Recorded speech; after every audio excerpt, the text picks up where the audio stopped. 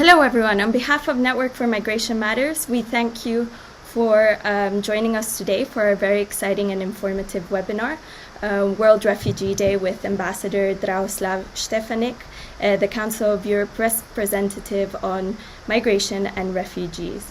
I am Chiara Maria Natta, Vice Chair and Head of Projects of the Network for Migration Matters, and I will be your host and moderator for today.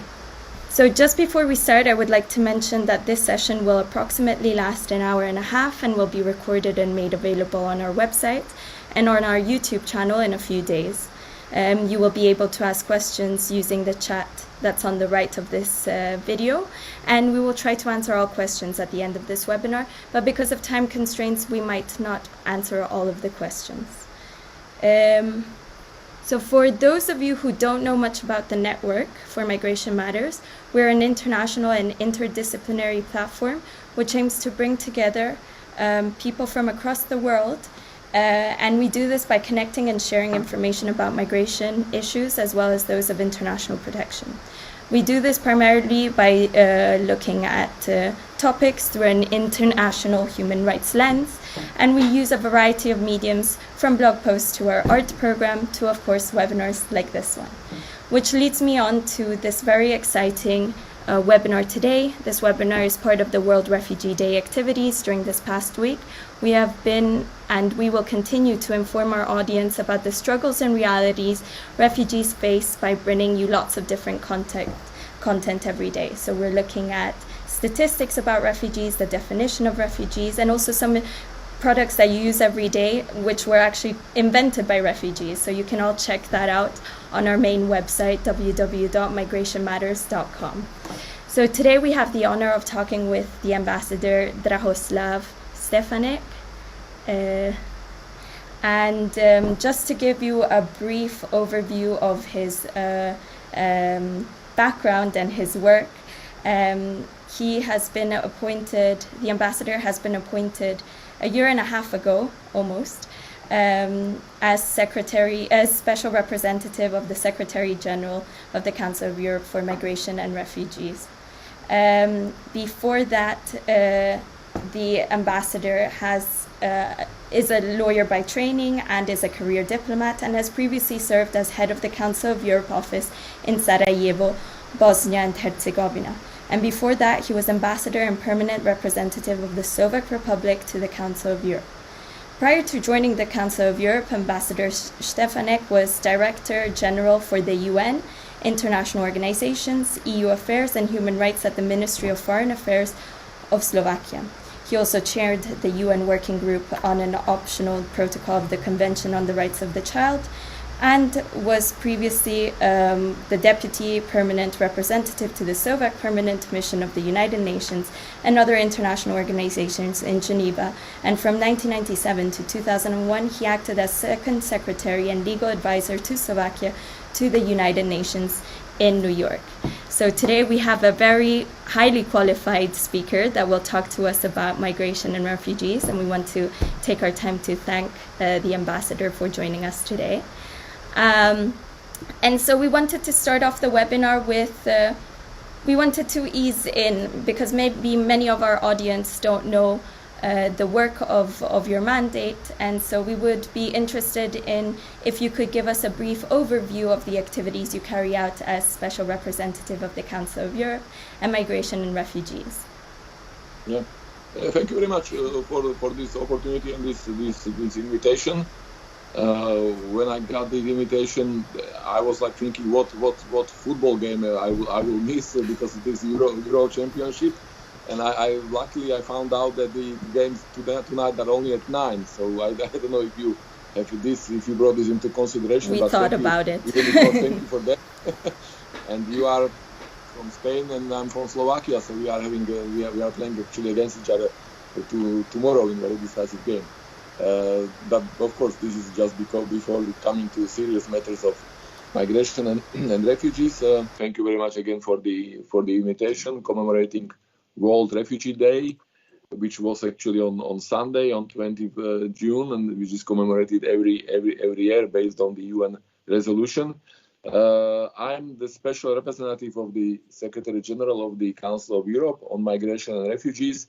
Council of Europe is a pan-European organization. It has 47 member states, European member states. Almost all European states are members of the Council of Europe. This is what I would like to underline, because quite often it's confused. Our organization is confused with the EU, because we have the same symbols actually and the same colors.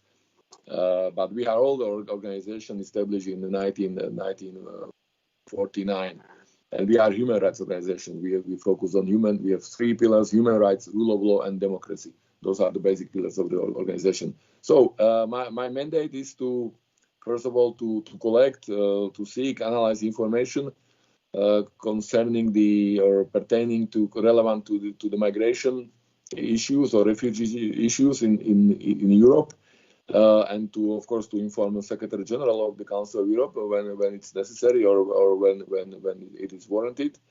Then one of my mandates or tasks is to conduct fact-finding missions in the countries, which I find very interesting and I would say most exciting part of my mandate. Another task is to liaise and to be in touch with the other international organizations in the field of migration and refugees.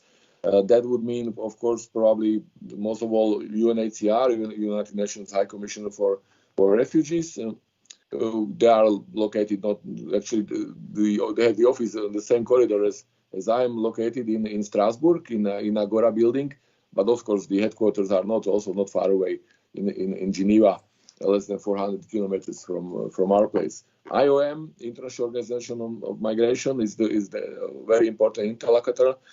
Again, seated in Geneva. Of course, European Union, maybe the most important partner for the Council of Europe.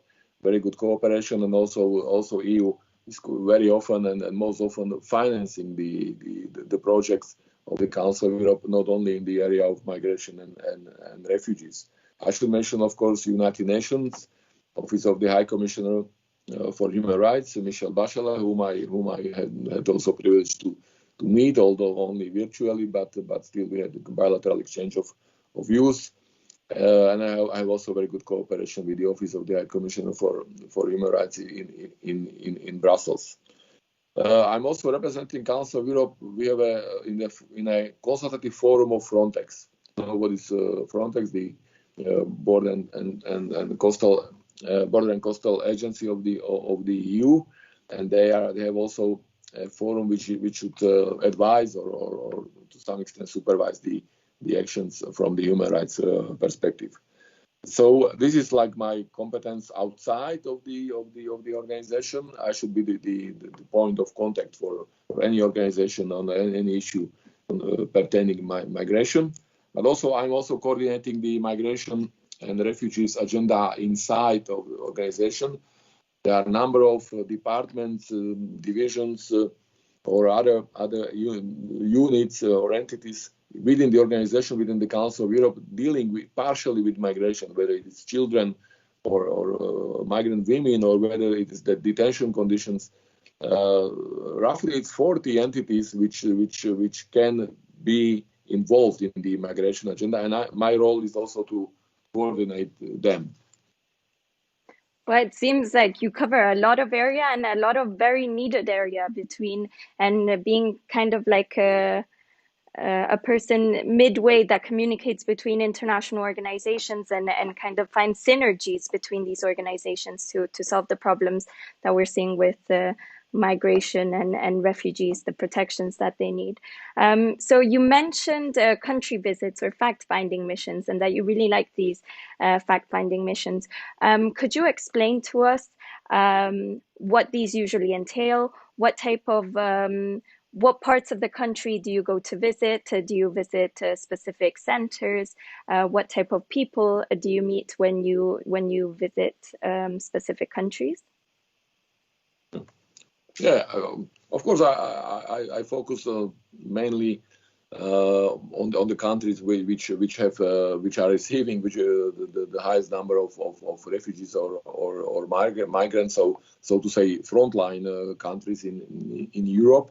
But I would like to expand my portfolio in the future, also countries which maybe are not typically on the migrant route, but may have also some impact or some relevance in the migration area.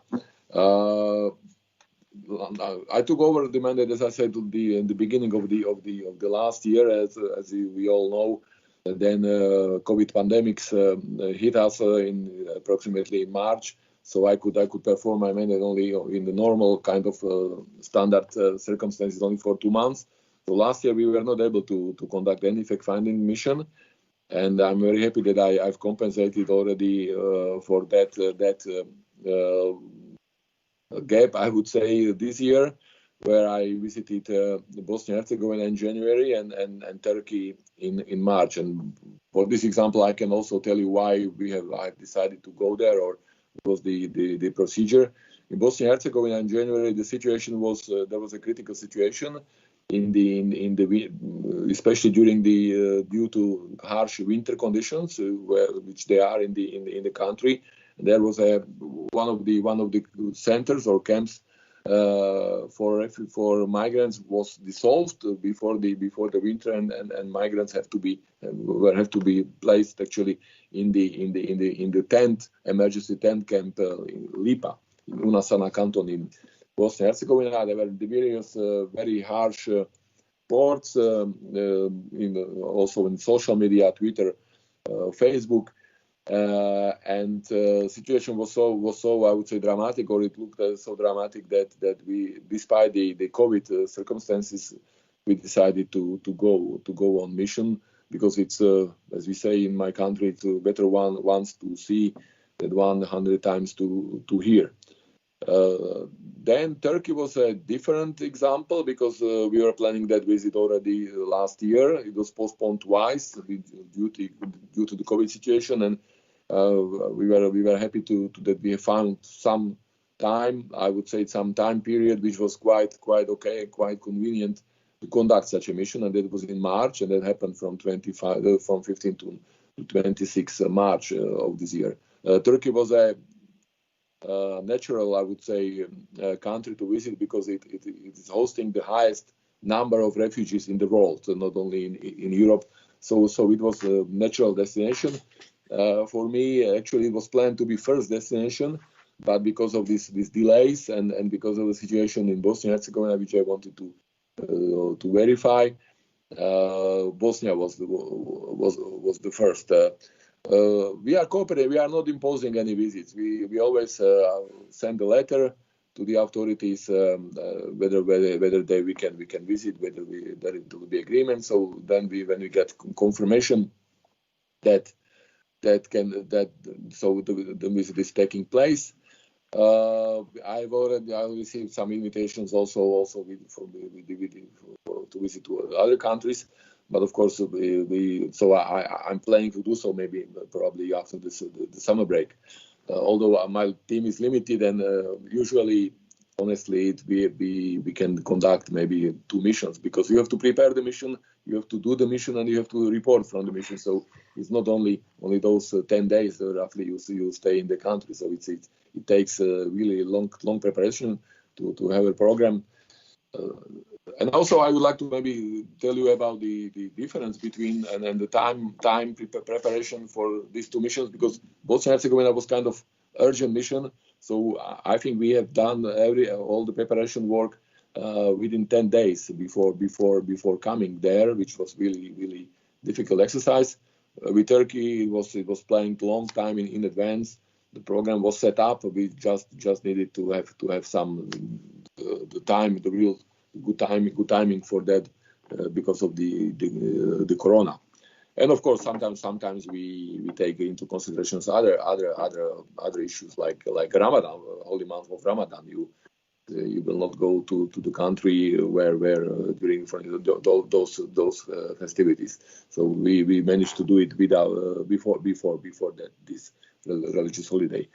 you have to be simply, and we'll come back to that. We will have to also bear in mind always the context and not to focus only one particular issue, but about the whole complex of issues, and you have to have comprehensive picture. That we are meeting, and during these visits, we are meeting, of course, state authorities, the official governmental authorities who are in charge, who are competent, and who are in charge of the migration and refugee issues. But we are also meeting non-governmental organizations, which are a very good source of information for us, and we are also meeting other international organizations on the spot or in the country, like UNHCR or IOM. Thank you for the answer, and it's nice to see how thorough your office is with these fact-finding missions, and how they're taking all circumstances into consideration. And not only are they doing fact-finding missions that have been planned months in ahead, but that you have a flexibility to respond to the needs and the urgency in some situations that might pop up from one day to another. So it will be very interesting for a lot of our audience to read your reports when they come out, because if they're as thorough as the planning, I'm sure that they can help out many of the professionals that we have in the network that are working on the field with migrants and refugees, and that they can quickly respond to actual situations that are occurring on the field. So I wanted to move on to the action plan on the protecting of vulnerable persons in the context of migration and asylum in Europe.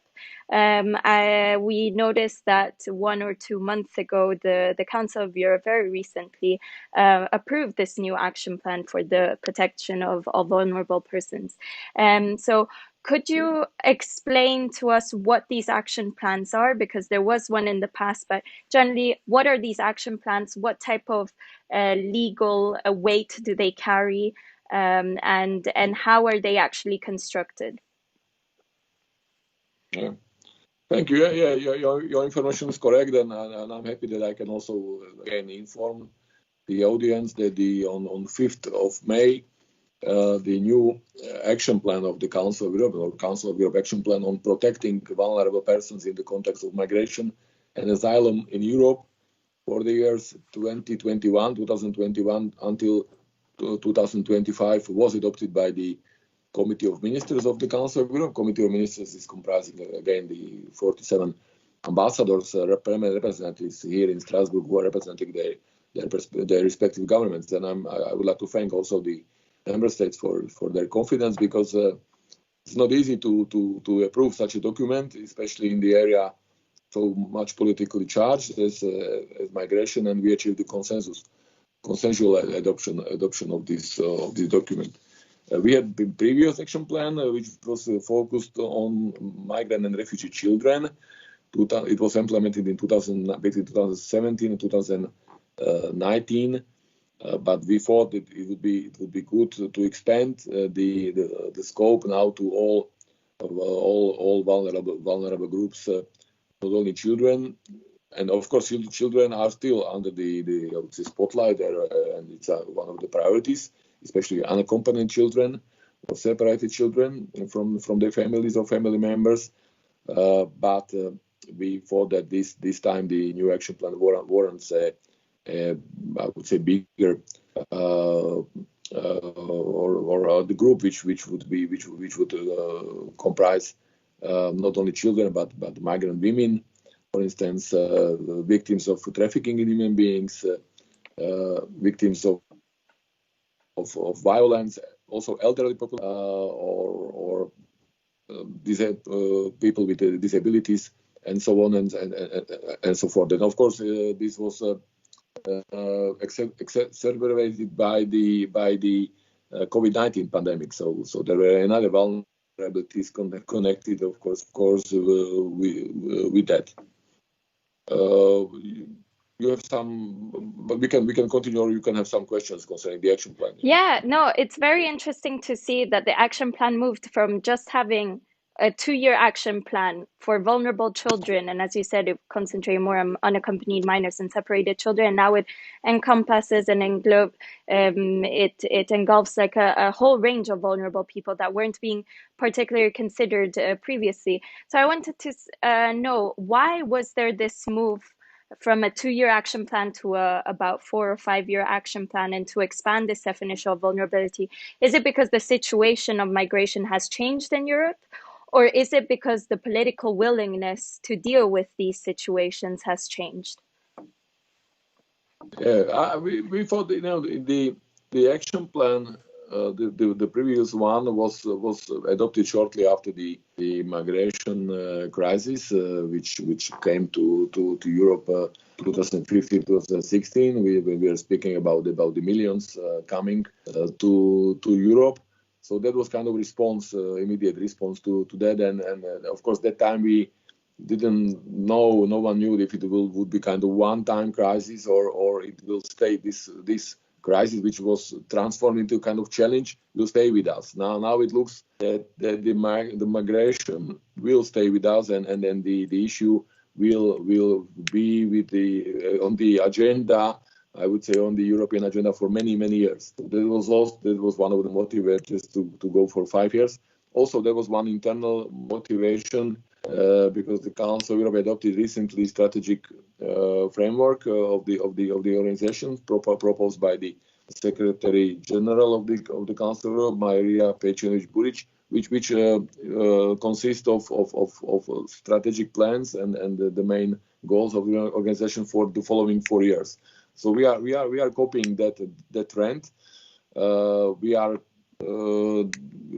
Of course, it comprises, or it contains also this year, but not the whole, because we adopted the action plan in May. It's difficult also to plan when you adopt document. It depends on the negotiations and the different phases. But then we are following the strategic framework, which will be implemented for the following 4 years. So also I would like to mention that we have budgets we adopted for 2 years. So the next year there will be new budget for the 2022, 2023, and then 2023, 2024, 2024 and 2025. Oh. Sorry, and so it provides us also with a better planning, because as we say, the money are only at the first place. So we have to finance our activities, and we wanted to align also our activities within the budget line of the Council of Europe. It's interesting to note, because it is true that many of our audiences, many people in our audience, they always think of budgets, and they know that their projects have to go within that budget. So I think they will also be happy to know that even in the Council of Europe, they have to think of these economic consequences and economic situations that you have to think about when creating policies and laws. So you mentioned COVID, and I think everyone has been talking about COVID this whole year. So I wanted to ask you, what trends have you noticed in Europe during COVID-19 regarding refugees and migrants? Were there positive or negative, or some of both circumstances in the field of migration and refugees? Yeah, it was a very difficult situation, not only for migrants, for refugees, but for all of us. And it was clear that at the beginning the states were hesitating, or it was difficult to imagine how to carry out the activities. We were all in the situation of lockdown. But how you will secure lockdown in crowded reception centers or crowded camps? How you will satisfy the sanitary needs? So that at the beginning, really, I think that was really headache for a number of states, and we were just watching the situation and following the situation. But luckily, in the centers, for instance, on Greek islands, the infection rate was never very high. There were only few cases, because otherwise it will be very difficult. Especially last year. This year the situation is much better as far as the number of people. But at one time there were 20,000 people on the Greek islands. But we luckily, and also I'm happy also with the help of the Greek government, that we were able to contain the infection pandemics. Then some states, and I would mention, I recall Spain, I would recall UK, Netherlands. They have decided to release the people who were in detention centers, which was a very good move, and we were applauding in the Council of Europe to that, because that was the I would say the best prevention, not to contain number of people in some rooms or cells or units. So that has surprisingly, even I would say, I always try to find something positive in a negative crisis. So that was a move which was quite welcome, because that was the best means, I think, how to deal with pandemics. There are also some good examples when refugees who had qualifications, like medical qualification, were helping to the medical services of receiving states, whether it was nurses or doctors, so there are also good examples, for instance, in Portugal or in other cities. I remember in Italy, where the migrants and refugees were helping to distribute the food to the elderly population, for instance, or to people who were really in the lockdown and who couldn't actually have access to the food, or of course restaurants were closed and so on and so forth. We remember the situation. That was the first phase. The second phase came, the second issue, the vaccination, because then we moved after this first shocks, we moved how to fight the pandemics, and the vaccination, of course, seems to be the best means. And then it was also my role and the role of the organizations like IOM or UNHCR to voice that there is some group of people who are still in the centers, or who do not have social insurance or health insurance, but who needs also the protection by vaccination. And of course there are many old people among the migrants and refugees, and I think now this slogan or motto, like no one is safe until everyone is safe, was very relevant, and also states understood that if you leave out one part of the population from the vaccination programs or campaigns, that can create the big issues. So I was also host to some, for instance, to some TV shows, but also we issued one joint statement with the UN Special Rapporteur on migrants, which was called Joint Guidance Note on Equitable Access to COVID-19 Vaccines for All Migrants.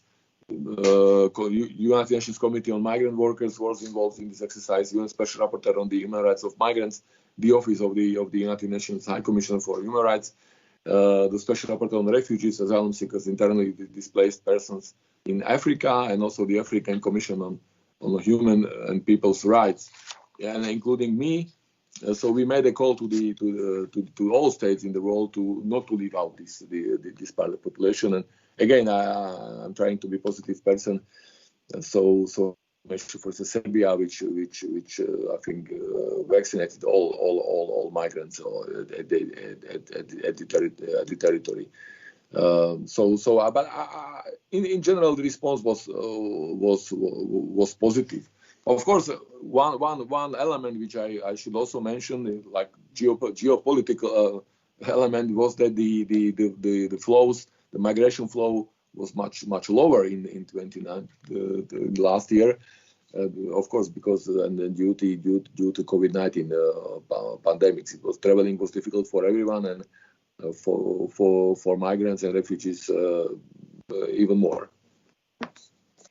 It's good to see that, again, this collaboration that you had with other organizations all over the world, not only in Europe. We always think of maybe you as the special representative of the Council of Europe, and that you're concentrating on European affairs, but no, in a pandemic, it's not only a European affair, but an international affair. So it's nice to see this collaboration and how quick you all are to respond and to join together and release these joint statements, as the one that you've mentioned with the UN Special Rapporteur on Migration.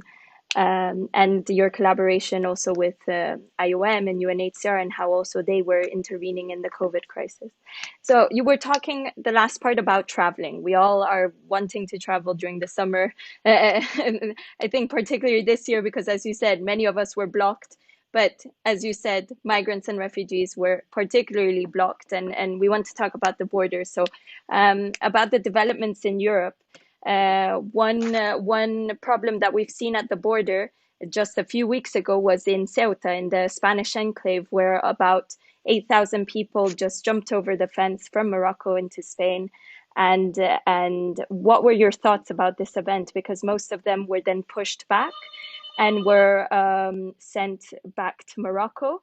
And then there was the problem that many unaccompanied minors didn't want to return back to Morocco, even if their parents were calling them back to come back. What do you think about all these events that occurred in between the Spanish and the Moroccan border? Again, what I already said, that everything is connected with everything, and sometimes you don't know what could be the reason for any action or movement. And in this case, I think it was what seemed to be behind was the problem with concerning the chief of the Polisario front. So you would not expect that Western Sahara can issue, and the problem, which has been long-standing issue also before the United Nations, can also have some role to play in the migration area. This is of course. It's difficult to make any proofs or claims, but the number was quite high and was very unusual. Over 8,000 persons coming to the two enclave cities of Spain, located in the otherwise surrounded by the Moroccan territory in Africa. There is a phenomenon which happened also in the past, which is called weaponization of migrants. It's an interesting phenomenon which is not new, and it was first examples were in 80s when Fidel Castro was sending, basically, encouraging the Cubans and then to leave the country and to go to Florida. And they were used as a kind of political means. That time it was a much higher number. Actually, it was this Mariel boat lift case or scenario was more than 125,000 people who, I think, reached the Florida or the US soil. So these things happen, and it's not good. I think it's not positive development. The migrants are human beings, and of course refugees, and this should be the most perspective.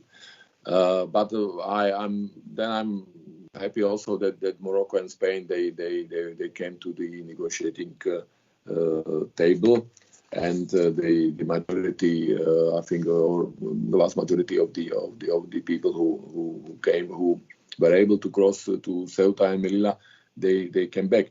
Of course, there were some reports, some footages of pushbacks. Pushbacks is the phenomenon, unfortunately, which you see more and often in Europe, and this is something which this is the practice which is totally contrary to the international human rights law, contrary to the European Convention on Human Rights, and also Refugee Convention 1951, and also I would mention Protocol Article 4 of Protocol 4 to the European Convention on Human Rights concerning the prohibition of collective expulsions. And I also noticed that the European Parliament adopted a resolution on the end of June recently, just roughly 2 weeks ago. Resolution is entitled "Breach of the UN Convention on the Rights of the Child and the Use of Minors by the Moroccan authorities in the migratory crisis in Ceuta." So the issue of children is very, very concerning because they are, as you said, I think around 1,000 unaccompanied children who remain to be identified, and that is quite challenging for the authorities in Ceuta. But the best way is really to come back to the negotiating table and to refrain from any actions which can result in the violation of human rights, and children in particular, because those are the most vulnerable group among the population. Spoken as a true diplomat, with all the experience that you have, we should really take into consideration these words. And it is true, with a few words you can solve a lot of problems. Well, it maybe takes some time, but you can get to some solutions. But as you mentioned, this weaponization of migrants has occurred in the past. Are we seeing a trend that this weaponization or this externalization of the migratory and international protection responsibilities that states have, are we seeing a trend in Europe, for example, with Turkey, with Morocco? Now we're noticing. Is it going to continue? Is it going to die out? Is it something here to stay? What are your opinions on this? I think we will see some also in the future. We may see some other actions which can be qualified under this terminology. Sometimes it's the problem that these actions, some of the actions are not at the first sight that do not have to breach international law. You just release the people, the flow of the people, and you can say, okay, they are free to go wherever they wish, or to apply for asylum. This externalization or outsourcing is also another phenomenon. It was tried by Australia some time ago. Then now we have also some other situations or countries which may engage in that. We saw the amendments to the law adopted in Denmark. In the past, I think these practices were not very much successful. So I think maybe the practice will show that this simply does not work, and the problems, just to put the problem somewhere outside of the territory or thousands of kilometers of the territory, or even to the different continents. I think simply I think that this is not working, and although I can't say it's totally also again in contradiction with the European Convention, we are mindful of the provisions of European Convention on human rights, but it seems it's in contradiction with the 1951 Refugee Convention. And then you have to also look what are the conditions and how the people are treated in those regions or areas or countries where you have kind of outsourced the proceeding with the or procession of asylum seekers. But the attempts, it's like giving hot potatoes somewhere else. And I should also say that according to the figures by the UNHCR, the highest number of the refugees are still in developing countries. It's only portion, a small portion is in Europe if we speak about total numbers. So people will be surprised that Bangladesh is hosting 1 million refugees. So Sometimes we complain in Europe about the flows and the numbers. Of course, 2015 and 16 were really extraordinary, but now we speak about hundreds of thousands. We are not in million numbers. Yeah, no, as you said, in Europe, we always say it's a crisis and that we are burdened. But according to the Global Trends report of UNHCR, 86% of refugees and Venezuelans displaced abroad are found in developing countries, as you've mentioned. So, yes, we're not in an emergency state compared to other countries. But it is good to always mention these statistics and these facts. And you've mentioned Denmark, interestingly enough. They had a controversial decision to revoke the resident status of Syrian refugees, and they did this just a couple of weeks ago. What are your opinions on this? It's a lot of international organizations.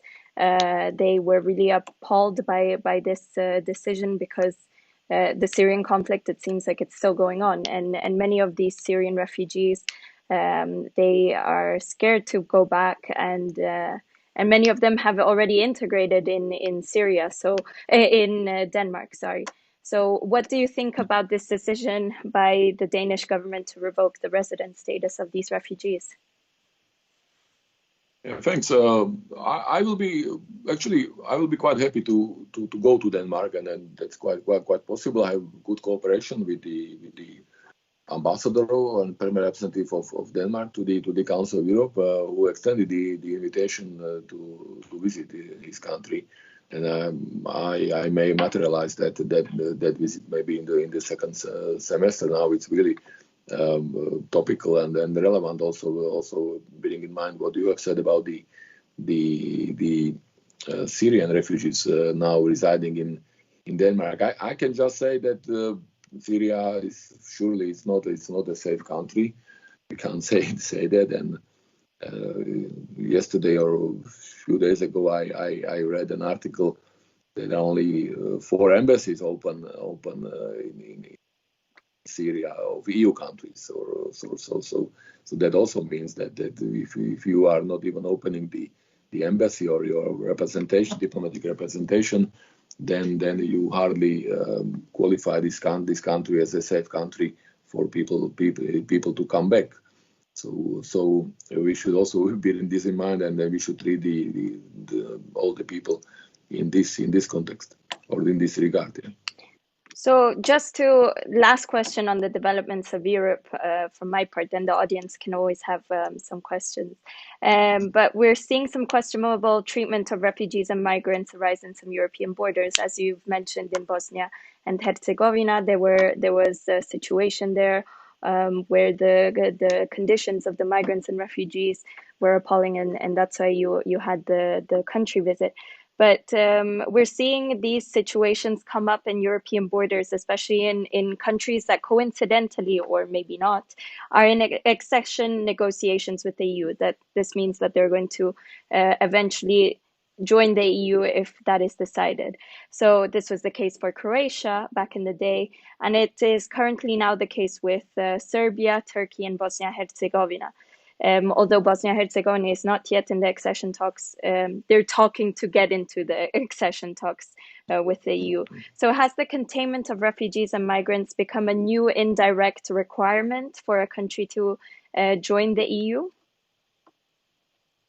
No, we normally, we don't meddle into that as the Council of Europe into EU accession process. When we are asked by the EU, we can provide our opinion or positions.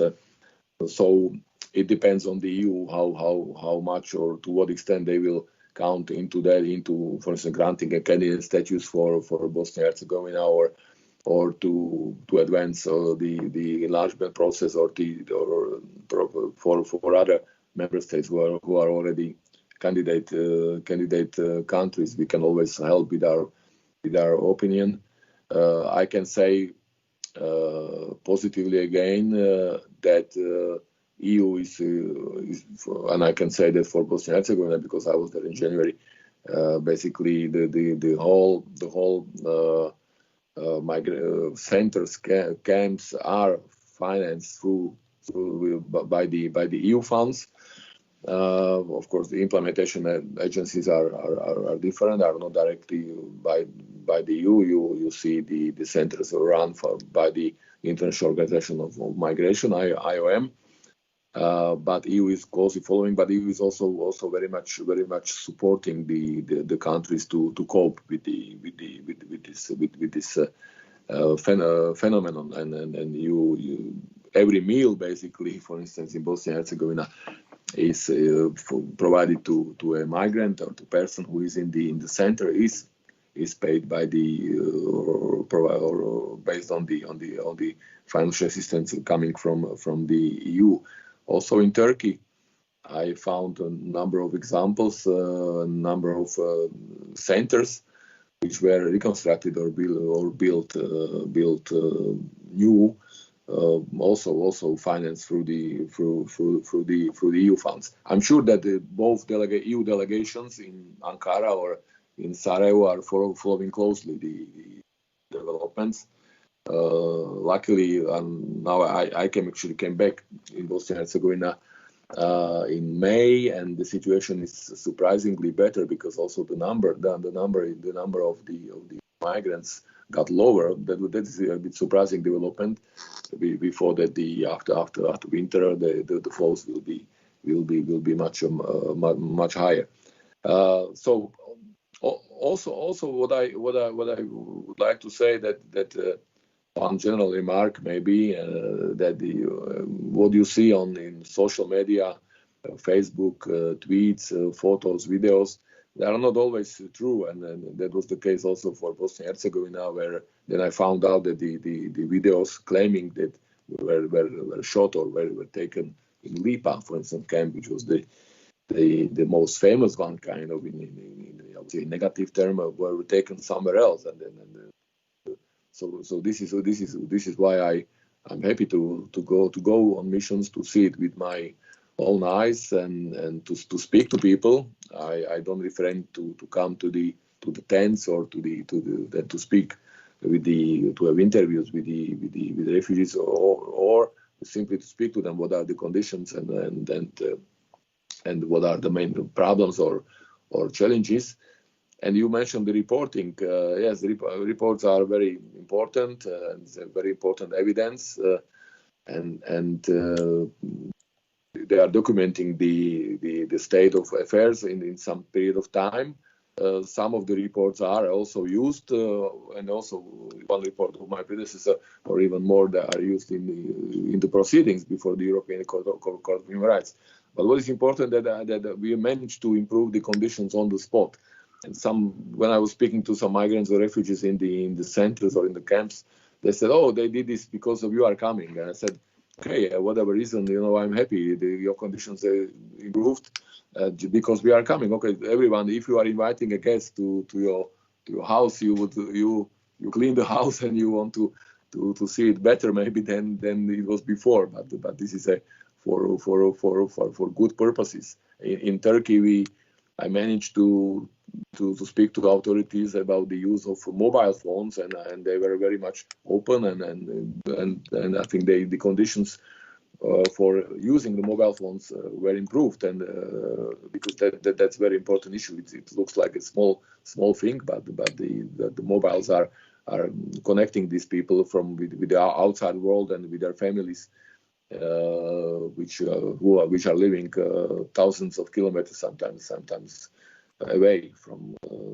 you, or access to information, or access to the legal aid, for instance. So these are all important things. So we are not speaking only about kind of boring diplomacy or reports, which are sometimes very bulky and not many people read them actually, but we have managed to improve the conditions really on the spot, and that's I'm very proud of. And it seems like your Slovak saying of it's better to go visit once than hear 1,000 times might be your mandate's logo or your motto. Yes. So I don't have copyright maybe for that. We'll look into it. So we're approaching almost to the end of the time, and we want to leave some questions for the audience. But this was all very, very interesting information that I'm sure that many people are taking note of right now. But do you have any specific publications or activities that you would want to share with our audience? And if there's a way that they could collaborate with your office, or if you're looking for some help during the country visits, if you also talk to some NGOs or some people on the field, how could they get in touch with you? And do you actually go and get in touch with these organizations on the field? Yeah, we have. My office and our people are pretty much open, and you can find us on. We have Facebook page. We have Twitter account, SRSG, and so if you put SRSG migration and refugees, you will find it. We have also mail account. So we are not dealing with individual cases. I should say.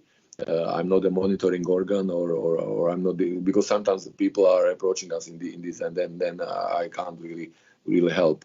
I said my role is more identify the action inside of the organization, and also outside, communicating outside. So and of course, if there are any relevant NGOs, and we have always identified them, or civil society. And we met a number of them in Bosnia and Herzegovina, in Turkey as well. We have produced a number of handbooks or brochures. One, for instance, in last July on family reunification.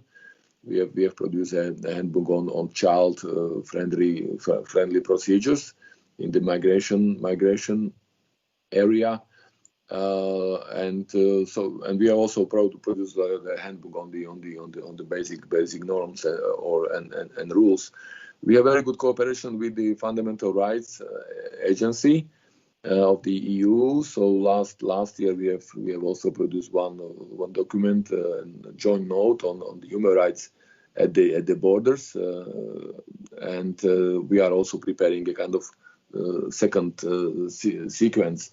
Now we have announced that already on Friday, commemorating the World Refugee Day, and it should be note comprising the remedies and the legal remedies concerning the possible means to use how to get your rights or freedoms implemented. So remedies at the legal remedies at the borders. So that should be kind of sick, because any right without a remedy is not complete.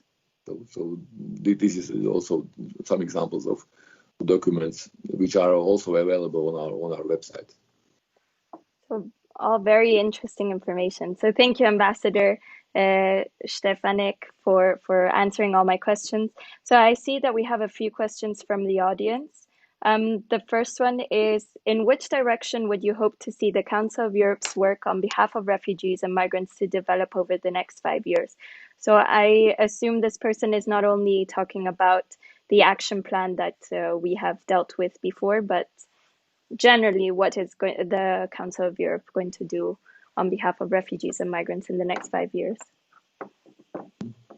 Yeah, again, we are a human rights organization, so we are not an operate agency or humanitarian agency as the IOM or UNHCR or UN. My goal is to, and that is, I don't know, it's difficult to when this could be achieved, but first of all, to see all the people or on the move, whether they are migrants or refugees, that the people see them as human beings, as people.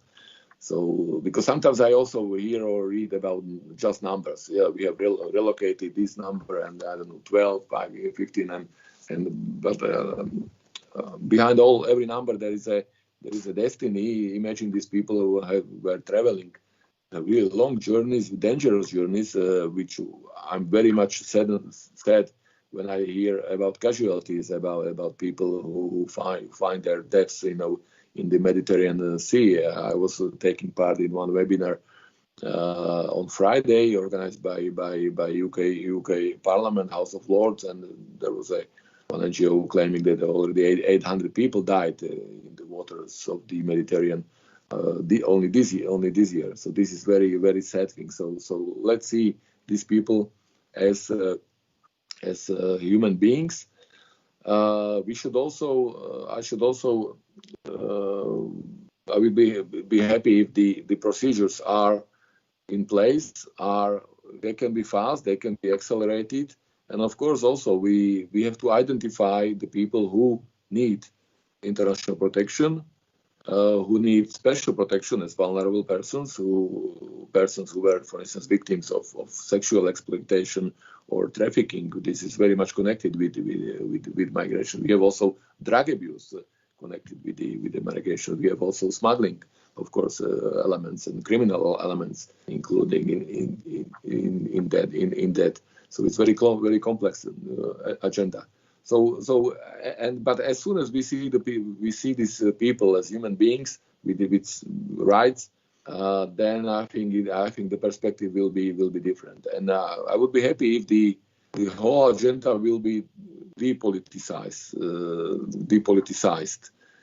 I take it as a fact. It's a huge political agenda, and even countries which not have problems with migration, the migration issue is one of the factors which can decide about the elections, or which can be one of the factors, unfortunately. And also the problem is with the hate speech especially on social networks, and unfortunately migrants have become one of the, I would say, symbols of or targets of the populistic circles who would like to earn very, very, very cheap points, on this agenda.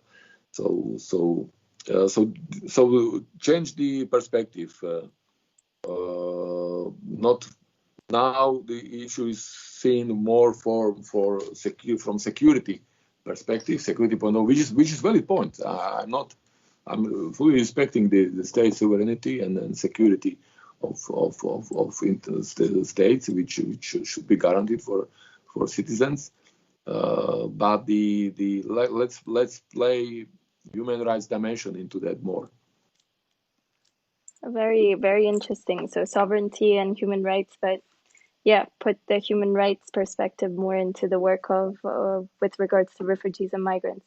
So I think this person watched our UNHCR webinar that we had in December with one of the representatives was actually the representative of UNHCR in Strasbourg.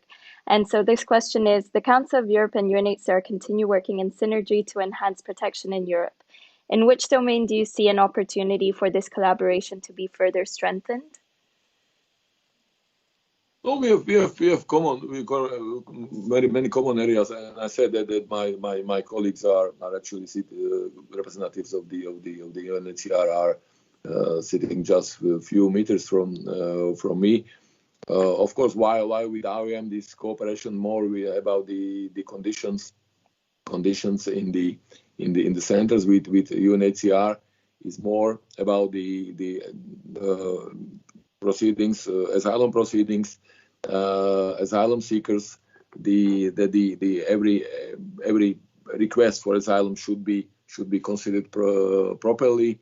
People should be, of course, interviewed, and there should not be the violation of the non-refoulement principle. So, which is the backbone of the whole agenda of the Refugee Convention 1951, and also European Convention on Human Rights. So protection of asylum seekers, that's the common ground. I'm in favor of the fast procedures, because we have to not all people coming to Europe deserve or are justifiable, or the crimes are justified as to enjoy international protection. The majority of the people coming to Europe, it's coming because of the economic reasons, or to find a better life, better education. which is also legitimate goal. But then, if you are not refugee or asylum seeker, so which means you are not prosecuted in your country or in the country where you are escaping, or because of your race, because of your political opinions or your religion or etc., then you are not able to, or according to the international law, to receive the protection. But non-refoulement is the basic principle where we have a number of judgments from the European Court of Human Rights, which is the strong strength of the Council of Europe system. We have the court, so every violation of the convention can be in one day brought to the court, and there will be judgment if conditions are met. There are a number of cases concerning migration or refugees, or a number of new cases coming, and one day you can really receive the satisfaction, or there can be a judgment that the particular state violated your rights under the European Convention. 1951 Convention, your Refugee Convention, has no court behind, no supervisory mechanism. It's UNHCR, but it's not the court.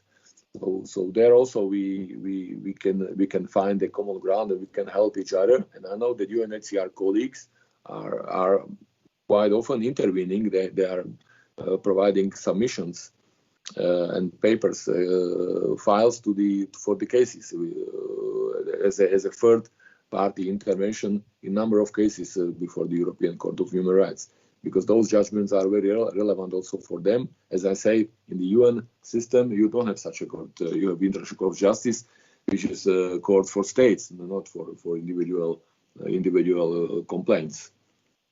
Yeah. And the European Court in Strasbourg, just across the street from my office, is actually, it can be also hear interstate cases, which is not so common, but it is court for more than 800 million people living in Europe. But of course, there can be also claims from people outside of Europe when a European state, a member of the Council of Europe, is at the stake.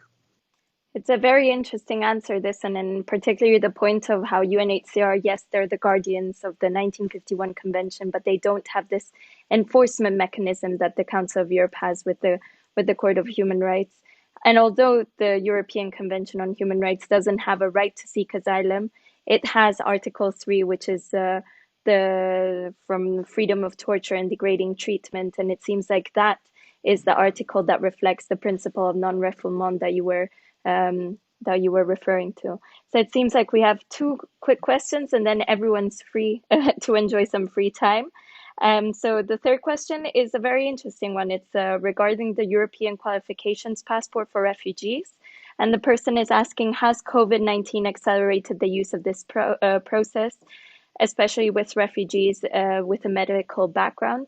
So could you very briefly give us some insight into what this EQPR, or this European Qualifications passport for refugee, is, and if there were any advancements during COVID-19?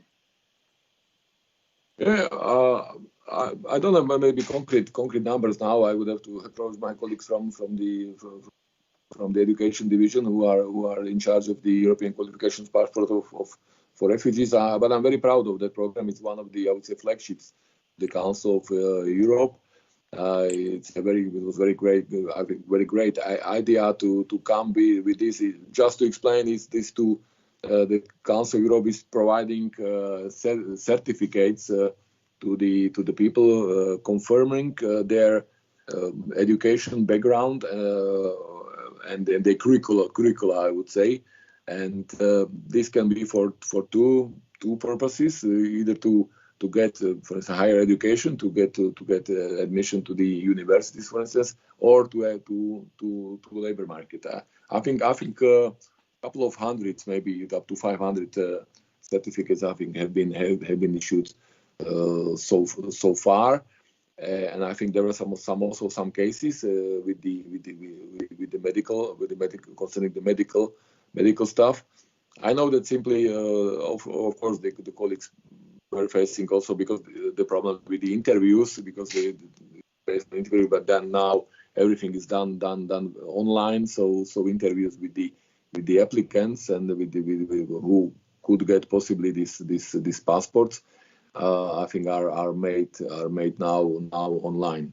This is very good program which really it looks simple and but it can perfectly help the people, the refugees or migrants residing in a host country.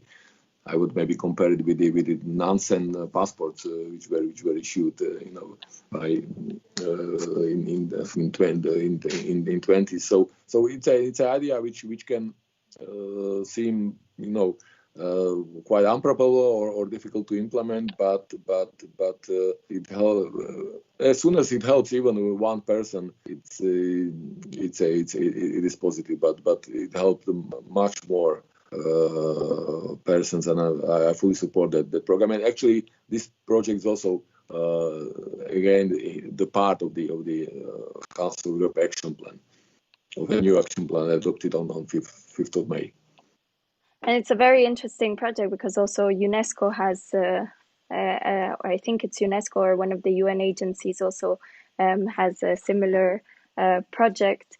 And it's actually very useful because refugees, when they're literally running away from a war zone, it's not the first thing that you think about of taking with you your university diploma. So after the repercussions of not having it are huge, but that's why the European qualification passport for refugees is a very useful, it seems like a small thing, but it really can change a refugee's life.